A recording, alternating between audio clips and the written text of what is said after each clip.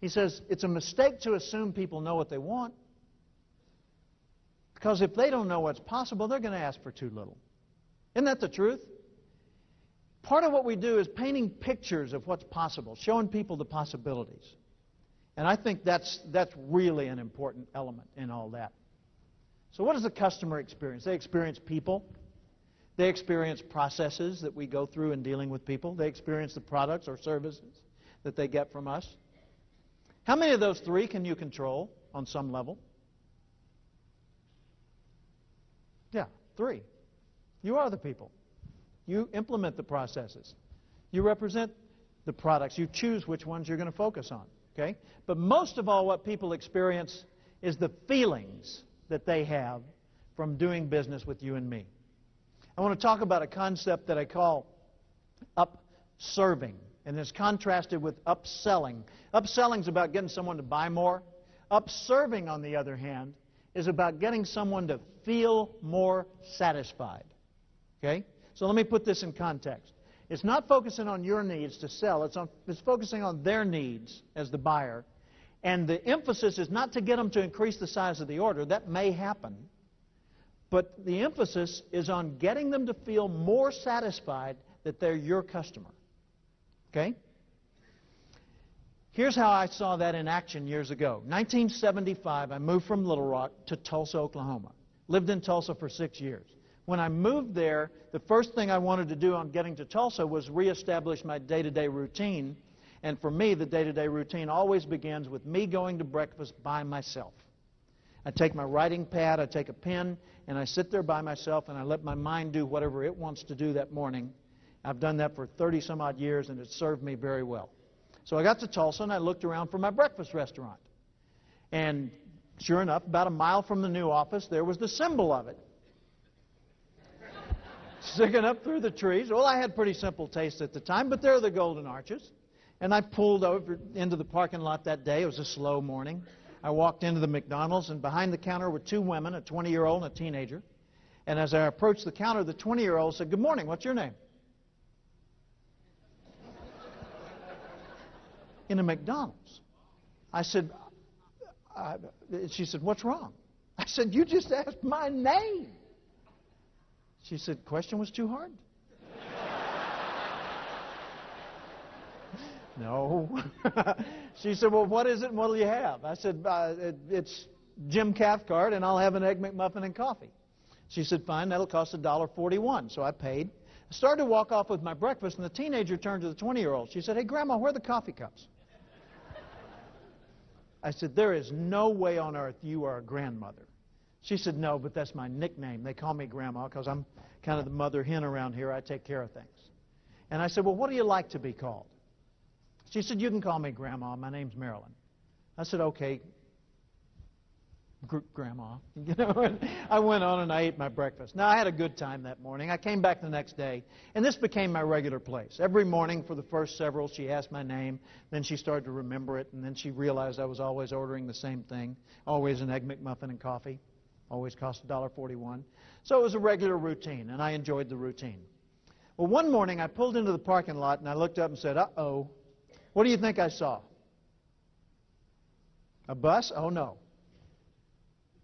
Two buses.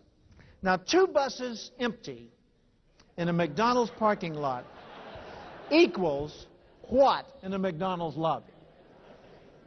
Chaos. I figure, okay, 45 people per bus, we got 90 head ready to graze in the lobby of this McDonald's. That's okay, it's my place, I'm going in. So I parked my car, I walked over, squeezed into this place, got in there, looked for the line that was moving fastest, the one that'll stop if you get in it. It stopped. Then I heard my name, Mr. Cathcart. Mr. Cathcart. And I look up at the front, it's Grandma, Marilyn. Yes. She said, "Your breakfast is ready."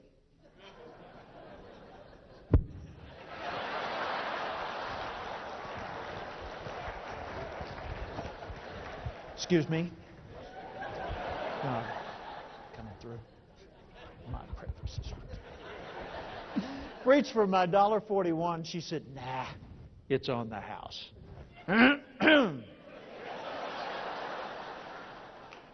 How's it going there? Yo. Went into that dining room and dined, if that's possible, on an Egg McMuffin.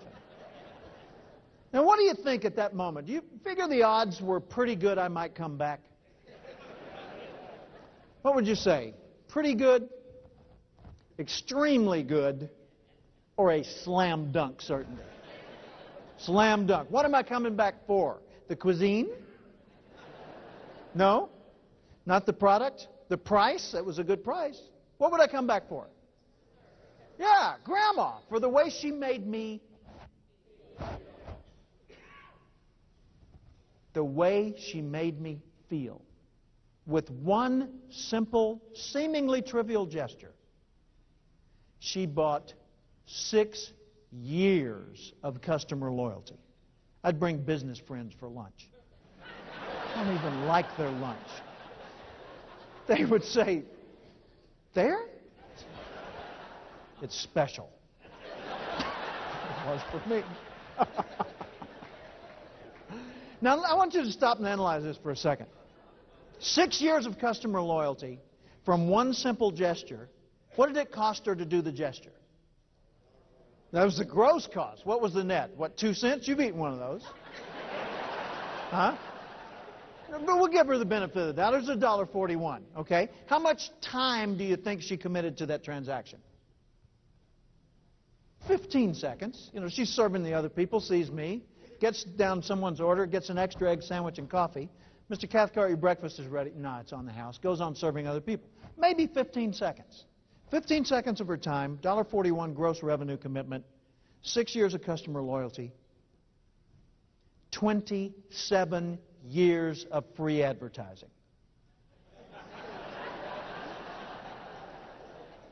Now, we're talking ROI. 27 years of me telling that story and giving them free advertising? That ain't bad. So why'd she do it? She did it because it was in the training manual. Okay, she did it because they gave bonuses to people who did that. No. She did it because if she hadn't done that, somebody would have noticed, she'd have gotten in trouble. She did it. Why'd she do it? She wanted to. Now think about that. We're talking management strategy here. She did it because she wanted to? How are you going to manage wanted to? Half of what you do is managing point of view. Half the job is keeping people in the right frame of mind. When people don't see much purpose in what they're doing, they don't add much value to what they're doing. How do you get someone to step outside of only what's required and do something exceptional? You do it by raising their thinking to the level that they see the purpose of it all. They realize that the purpose of your business is to cause the other businesses you deal with to be better off because they know you, because they relate to you, because they connect with you. You're in it together. Society advances, your business advances, your personal career advances based on the solutions you produce and the connections you sustain. Relationship and selling comes as a package, inseparable. So what's the purpose of what you do? Let me offer a way of saying the answer, okay? To make life better for people. Could I get an amen for that one? Amen. Thank you very much. The purpose of what we do is to make life better for people, for heaven's sakes. And we need to remember that the way to do that is be the person you're capable of being. J.C. Penney years ago said, no one need live a minute longer as he is because the Creator endowed you with the ability to change yourself. Now, you can't change your nature, but you can certainly determine which parts of it you cultivate, right? Everyone's capable of excellence, magnificence in their own particular niche, but we've got to nurture our nature. And we ought to aim high, because the way we see the future unfolding determines what kind of qualities we develop in ourselves. The future you see defines the kind of person you'll end up being. So it matters what you dream about the future and you control that dream. And aim high. Here's a quote from Earl Nightingale. Years ago, I heard Nightingale on the radio. And it was 1972, Little Rock, Arkansas. I was a government clerk working for the Housing Authority, $500 a month, had a new wife and baby at home, no college degree, no money in the bank, no connections in the community.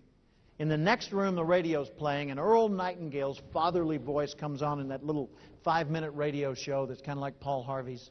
And he said, if you will spend 1 hour a day extra studying your field, within 5 years or less, you'll be a national expert.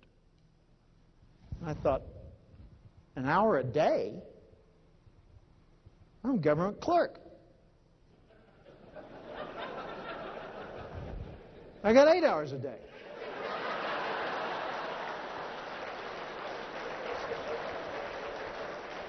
I can do this by Thursday. And I had a new dilemma. What do I want to be an expert at? Well, it weren't urban renewal.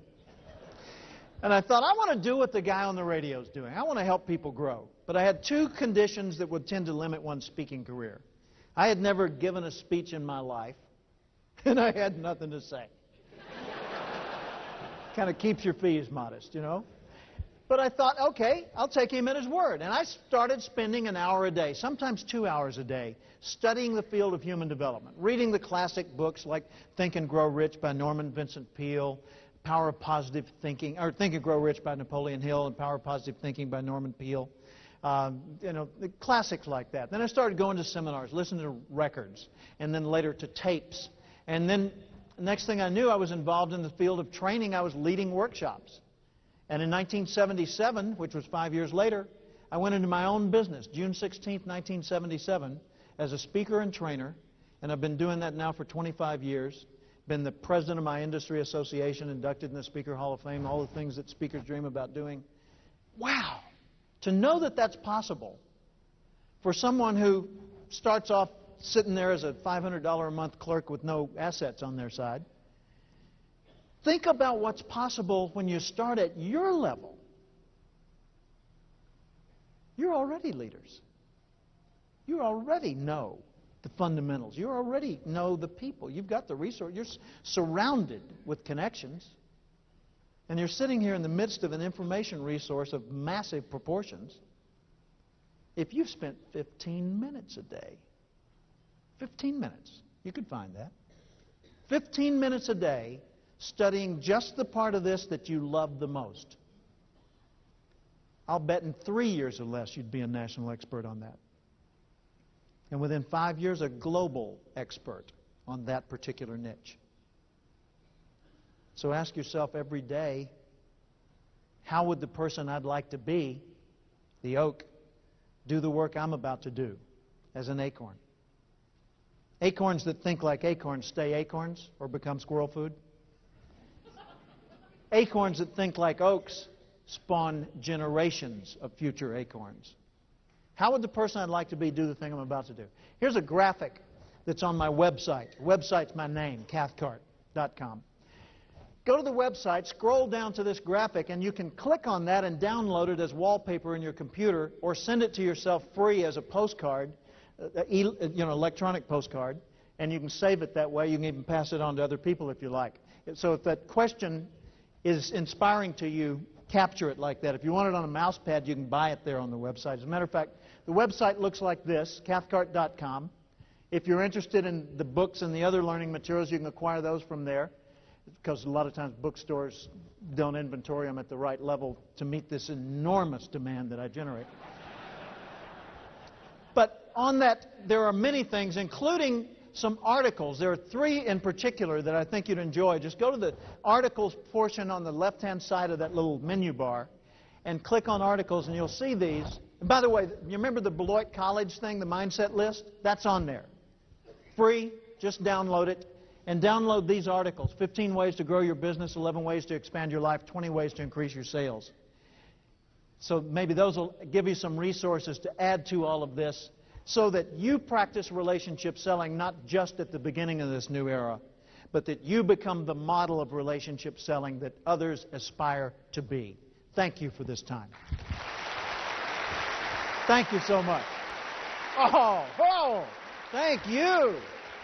Thank you. Woo! My. Thank you. Very well. Oh, God bless you. Thank you. Woo!